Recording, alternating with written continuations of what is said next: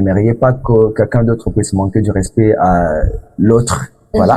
Alors, il faudrait rester Parce sur que le... c'est ce que la parole de Dieu nous dit, hein, Exactement. le respect mutuel est très important. Exactement. Alors, nous devons rester un peu dans ces cadres parce que nous sommes tous enfants de Dieu. On devait d'abord savoir ça. Au-delà d'être artiste, on est enfant de Dieu. Alors, un enfant de Dieu devait se comporter comme tel. Okay? Donc, vous ne devriez pas vous comporter en artiste parce que avant de recevoir l'appel, vous êtes d'abord fils de Dieu, vous êtes enfant de Dieu. Alors, vous devez rester, montrer les caractères de Jésus-Christ parce que Jésus-Christ a dit en agissant ainsi, c'est alors que le monde va reconnaître que vous m'appartenez, vous êtes le mien. Alors, nous devrions plus porter un message de Jésus-Christ qu'un message peut-être des clans ou quelque chose de ce genre. On est chrétien, notre base, c'est la mission du Seigneur Jésus-Christ. Alors, il n'y a rien qui puisse déranger. Voilà un peu ce que je pourrais dire.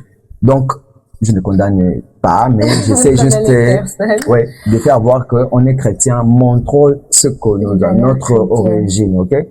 Nous ne devrions pas être là pour manifester peut-être notre intelligence, mais soyons enfants de Dieu. Soyons enfants de Dieu et vivons comme tels.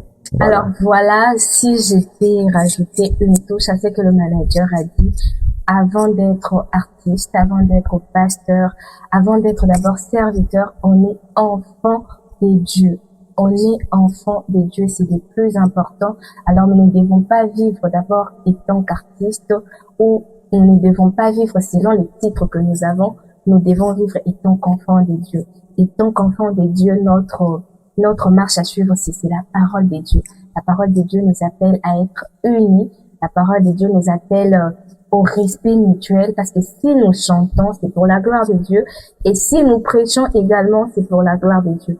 Loin de nous tout ce qui est de ce monde, loin de nous des rancunes, loin de nous des choses des polémiques. Oui, des polémiques qui baissent notre crédibilité face aux païens parce que nous devrons savoir, étant enfants de Dieu, les païens veulent de nous seulement une petite chose là, des sans importance pour enfin rabaisser cette grâce que nous avons d'être enfants de Dieu. Alors, pour une autre question, nous aimerions savoir quels sont les principaux défis dans la gestion de l'artiste. Quels sont les principaux défis que vous rencontrez dans la gestion de vos artistes? Je sais qu'il y a certainement des défis auxquels vous dites, là vraiment, déjà, avec les artistes, bosser avec les artistes, c'est pas facile, c'est très difficile, surtout si l'artiste ignore complètement ce que c'est le management, ce que c'est un manager. Vous voyez, parce qu'il y a la plupart des artistes, Aïebine utilité un manager. Donc, lorsqu'on a un manager, on ne peut plus décider seul.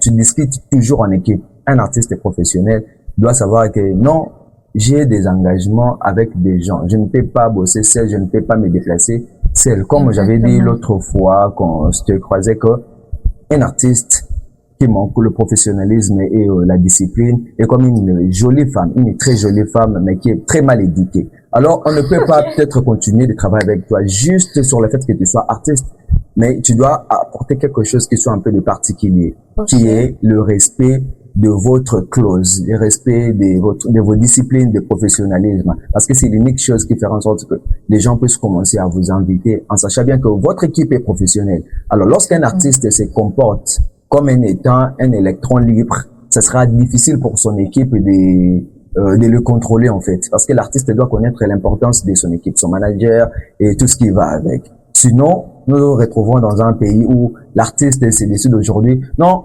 manager, je vais prester demain dans telle église, je vais prester dans tel endroit. Il l'informe et ça reste comme ça. Et c'est un peu difficile. Exactement. Et c'est bizarre ça.